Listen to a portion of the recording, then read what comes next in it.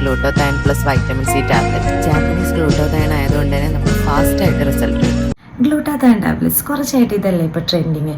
ഗുളിക എടുക്കുന്നു, വെള്ളത്തിലിടുന്നു, കുടിക്കുന്നു, മുഖത്ത് ഗ്ലോ വരുന്നു, അങ്ങനെയല്ലേ പല ബ്യൂട്ടി ബ്ലോഗേഴ്സും ഇൻഫ്ലുവൻസേഴ്സും നമ്മളോട് പറയുന്നത്. ശരിക്കും ഇതിൻ്റെ സത്യാവസ്ഥ എന്താണ്? അതിനെപ്പറ്റി എനിക്കറിയുന്ന കുറച്ച് കാര്യങ്ങൾ ഞാൻ നിങ്ങൾക്ക് വേണ്ടി ഷെയർ ചെയ്യാമെന്ന് വെച്ചിട്ടാണ് ഈ വീഡിയോ ചെയ്യുന്നത്.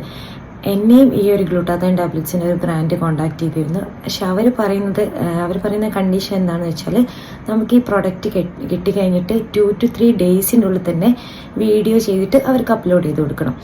അപ്പോൾ നിങ്ങളെല്ലാം ഒന്ന് മനസ്സിലാക്കുന്നത് നല്ലതായിരിക്കും. നമ്മളൊക്കെ ശരിക്കും പറ്റിക്കപ്പെടുകയാണ്.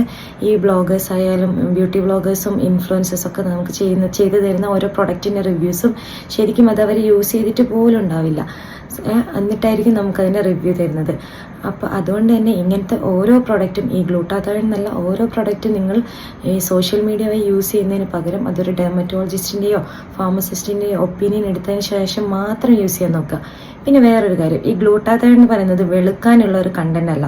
ഗ്ലൂട്ടാതൈൻ എന്ന് പറയുന്നത് ആൻറ്റി ഓക്സിഡൻ്റ് ആണ്. അതുപോലെ തന്നെ നിങ്ങൾ ഈ ഗ്ലൂട്ടാതൈൻ ക്രീംസോ IV ടാബ്ലറ്റ്സോ ഒക്കെ യൂസ് ചെയ്താൽ നല്ലോണം മുഖമൊക്കെ വെളുക്കുമായിരിക്കും. പക്ഷെ അതിൻ്റെ കൂടെ തന്നെ നിങ്ങളുടെ കിഡ്നിയോ ലിവറോ ഒക്കെ അവിടെ തന്നെ ഉണ്ടോ എന്ന് ഉറപ്പുവരുത്തുന്നത് നല്ലതായിരിക്കും.